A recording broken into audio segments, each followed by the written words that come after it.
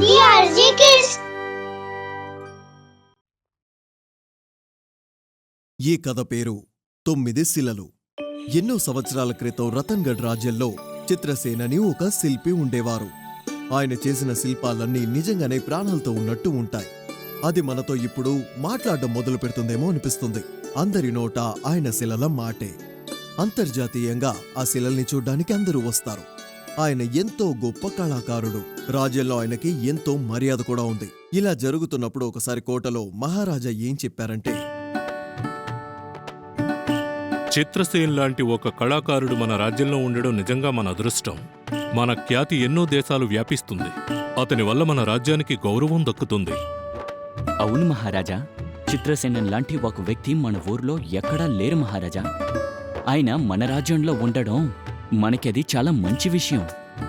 ఈ రోజు మన రాజ్యంలో అందరి మంత్రులను ఎందుకు కలుస్తున్నాను అంటే, మన రాజ్యంలో ఒక విషయం గురించి అందరూ ఏమనుకుంటున్నారో వినాలి. అలాగే మహారాజా, ఏం చెప్పాలనుకుంటున్నారో చెప్పండి.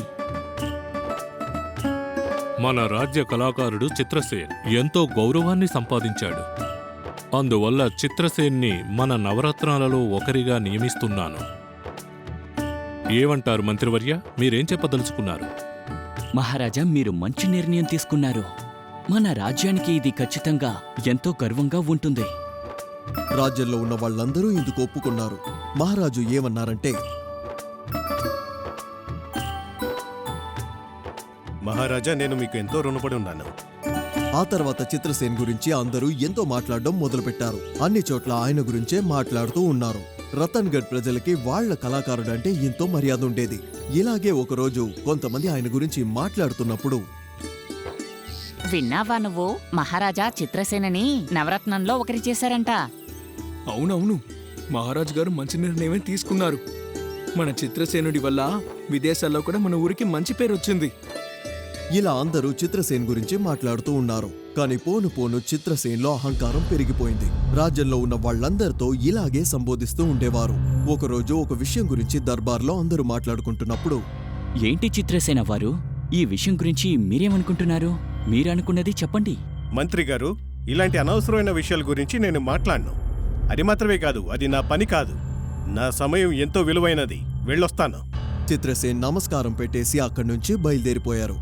మంత్రిగారికి, కోటలో ఉన్న మిగతా వాళ్లందరికీ చిత్రసేన్ చేసింది ఏమాత్రం నచ్చలేదు. మహారాజా, మన చిత్రసేన ఇలా వెళ్ళుండకూడదు మహారాజా. ఆయన మన రాజ్యాన్ని అవమానపరిచారు. మంత్రివర్య, మీరు దిగులు చెందకండి. చిత్రసేన్ ఒక కళాకారుడు. కళాకారులెప్పుడూ ఈ విధంగానే ఉంటారు. ఆ విషయాన్ని మీరు పెద్దదిగా చెయ్యకండి.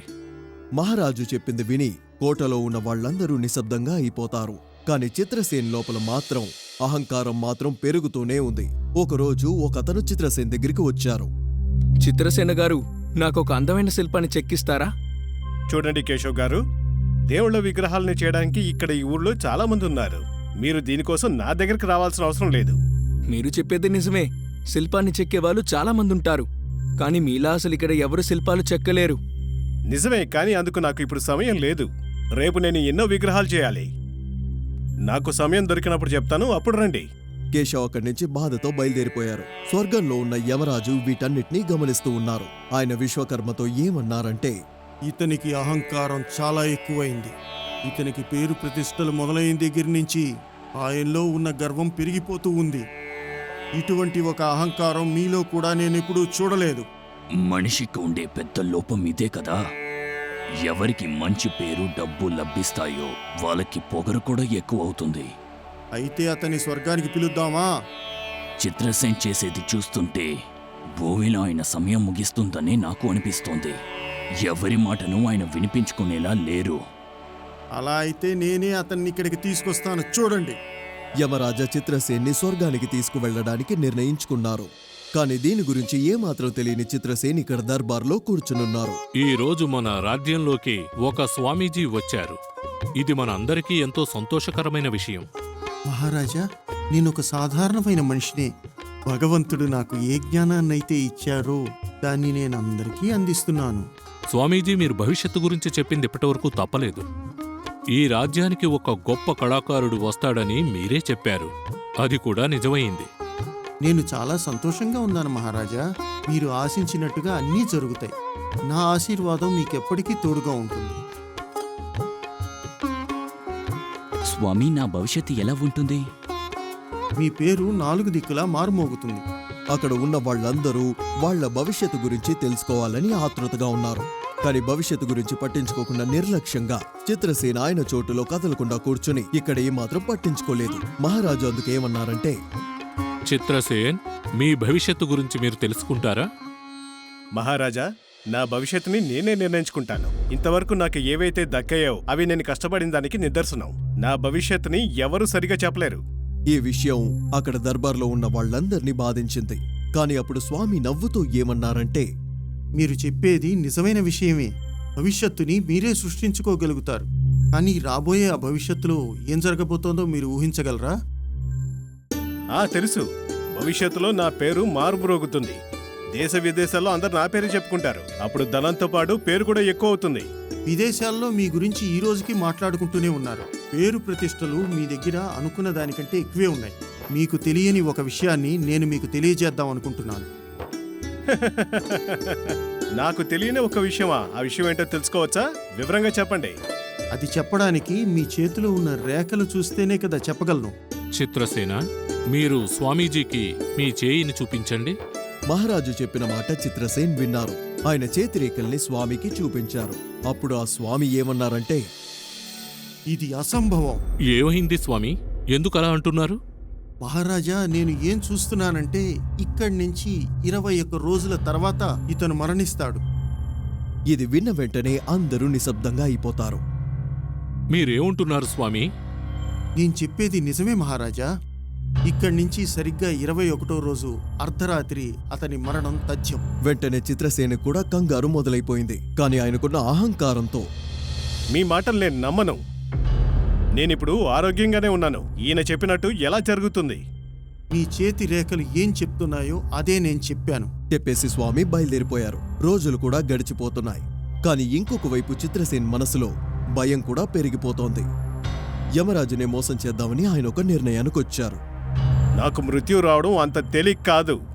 నా పేరు చిత్రసేన్. నా భవిష్యత్తుని నేనే నిర్ణయిస్తాను. అలా అని అనుకుని ఆయనలాగే 9 శిలల్ని చేశారు. 21వ రోజు ఆయన కూడా ఆ శిలల్లో ఒకరుగా పడుకున్నారు. అన్ని చూడ్డానికి కూడా ఒకేలాగా ఉన్నాయి. ఇందులో నిజమైన చిత్రసేన్ ఎవరో కనిపెట్టడం అత్యంత కష్టమైన పని. ఇప్పుడు ఈ శిల్పాల మధ్య నేను హాయిగా నిద్రపోతాను. యముడొచ్చి నన్ను బదులు ఈ శిల్పాల్లో ఏదో ఒకదాన్ని తీసుకువెళ్తాడు. అలా అనుకుని చిత్రసేన్ మధ్యలో పడుకున్నారు. ఆయన్ని తీసుకువెళ్లడానికి వచ్చిన యమరాజు ఒకేలాగా 10 చిత్రసేన్లు అక్కడ ఉండడం చూసి ఆశ్చర్యపోయారు. ఏంటిది? ఇక్కడ 10 మంది ఉన్నారు. వీళ్లల్లో నిజమైన చిత్రసేనుడు ఎవరు? ఇది ఇప్పుడు పెద్ద సమస్యగా మారిందే.